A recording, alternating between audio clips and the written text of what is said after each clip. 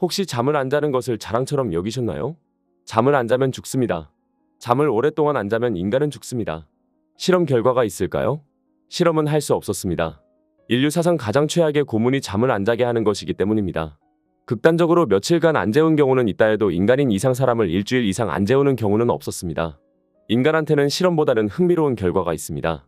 잠을 못 자는 유전병이 발견이 된 겁니다. 유전병 이름은 치명적 가족성 불면증 FFI라 불립니다. 처음 발견된 사람은 수면제도 먹고 노력을 했지만 잠이 오지를 않았습니다.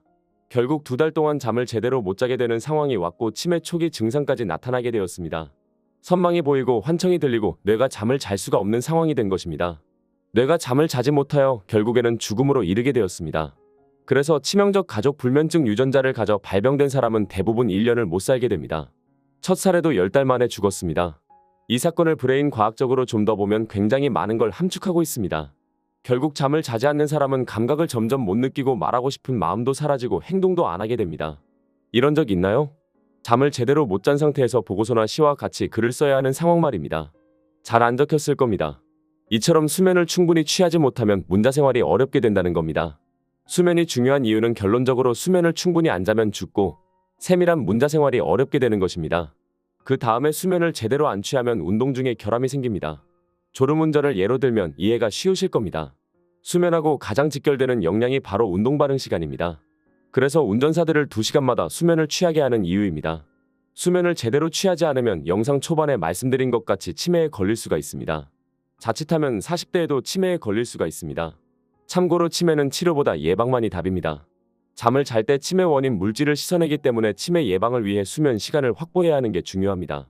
그렇다면 수면 중에 꿈을 꾸는 건 어떨까요? 수면을 섭하수면, 렘수면으로 나눌 수가 있습니다. 여기서 섭하수면이 줄어들면 학습한 걸 기억으로 옮겨가는 과정이 부실해져 버립니다. 특히 렘수면 중 꿈을 충분히 안 꾸면 감정이 완화되지 않게 됩니다. 화가 났을 때 한번 이런 실험을 해보세요. 바로 화가 났을 때 낮잠을 자는 것입니다. 한 30분 정도 자도 화가 거의 50% 이상 줄어드는 걸 경험하실 수 있을 겁니다. 결론은 우리가 어려운 일을 당했을 때 보통 세월이 지나면 잊어버려서 세월이 약이다라고 많이 하지만 사실 세월이 약이 아니고 꿈이 약입니다. 예를 들어 슬픈 일이 있을 때 한 30분 동안 서글피 울고 나면 속이 후련해지지 않나요? 마음이 편안해지지 않나요? 화를 확 내고 나면 마음이 편안해지지 않나요? 바로 이겁니다. 꿈을 통해서 미리 감정을 분출해버리는 겁니다. 그러면 여운이 안 남게 됩니다. 결국 개운해지는 겁니다. 궁극적으로 특히 렘수면의 꿈을 다양하고 다채롭고 색다르게 꾸는 사람이 바로 창의적인 사람이 된다는 겁니다. 그렇게 되면 새로운 지평이 열리고 인식이 넓어지게 됩니다. 그래서 가장 좋은 꿈을 꿨는데 낮 동안에 한 번도 생각하지 않는 장면이 등장하는 꿈이 간혹 있을 겁니다. 바로 이런 꿈이 좋은 꿈입니다. 그래서 꿈의 역할을 5가지로 요약해보자면 먼저 사람의 감정을 잘 읽을 수 있게 됩니다. 2번째로 글을 쓸 때 연상이 잘 돼서 좋은 글을 쓸 수 있게 됩니다. 3번째로 운동이 정확해지고 빨라집니다. 4번째로 원망과 분노, 화와 같이 부정적인 감정이 줄어듭니다. 5번째로 평소에 생각하지 않는 영역까지 생각할 수 있게 됩니다. 그러면 꿈이 이만큼 중요하면 그 다음 잘 자기 위해 지켜야 할 것들이 있습니다. 누구나 다 알고 있을 만한 방법 중 하나입니다. 바로 잠들기 전에 스마트폰 사용을 하지 않는 것입니다. 스마트폰 불빛 중 특히 청색 LED는 수면의 질을 높여주는 물질인 멜라토닌을 만드는 걸 줄여버립니다. 그래서 침실에 아예 두꺼운 커튼을 쳐놓는 것도 좋습니다. 낮잠을 잘 때도 두꺼운 커튼을 닫히고 그 다음에 조그만 LED 불도 다 덮어놓는 게 좋습니다. 즉 먼저 모든 빛을 차단하는 것이 수면에 도움을 줍니다. 2번째는 온도는 가급적 낮추는 것이 좋습니다. 여름에 열대야 때문에 잠을 못 자는 경우가 이에 해당합니다. 외국에서는 적정 온도가 18도를 권합니다. 그러나 그건 서양 사람들 특징상 동양 사람보다 열이 많아 그러니 젊은 사람은 18도 정도가 좋고 나이 든 사람은 자칫 감기에 걸릴 수 있으니 20도 정도에 맞추는 것이 좋습니다. 한 가지 일화로 자는 중에 발을 자연스레 내놓을 때가 있습니다. 수면 적정 온도로 체온을 낮추기 위한 반응으로 발을 내놓는 것이라 보시면 됩니다. 이처럼 잘 때는 온도를 조금 낮추는 게 좋고 그 다음에 잠들기 전에 나는 꿈을 좋아해, 꿈을 사랑해, 재밌는 꿈을 꿨으면 좋겠다라고 생각을 하고 자는 겁니다. 그리고 자기 바로 직전에는 가급적이면 스마트폰과 마찬가지로 뉴스나 영화나 안 좋은 장면이나 자극적인 장면은 다 금하시기를 바랍니다. 오히려 자기 전에는 시나 좋은 장면이나 일기예보 같이 감정 중립적인 것을 보시기를 바랍니다. 이와 같이 자기 전에 직접 우리 감정을 건드리는 것을 보면 수면에 좋지 않습니다. 왜냐하면 직접 감정을 건드리면 각성이 일어나 노르에피네프린이라는 물질이 나와 버리기 때문입니다. 또한 밤에 전화하는 것 또한 좋지 않은 습관입니다. 바로 그게 노르에피네프린 스위치를 켜버리는 것이기 때문입니다. 그래서 요점은 잠자는 모드를 설정하고 그걸 습관으로 만들어 놓는 것입니다. 그러면 뇌가 잠 잘 예측을 다 하게 되는 것입니다. 예측을 하고 내 몸은 지금 잠에 들어가려는 준비 동작을 하고 있다는 것을 알려줘야 합니다. 그러면 노르에피네프린 스위치를 끄게 됩니다. 그러다가 렘 단계로 들어가고 꿈 단계에서 완전히 끕니다. 그래서 잠자는 방식을 일정하게 만들라는 겁니다. 관례화로 만들면 그게 트리거 신호가 돼서 그 다음 단계를 예측하면서 잠으로 들어가게 될 것입니다. 그리고 저녁 식사는 잠들기 최소 2시간 전에 하는 것이 좋습니다.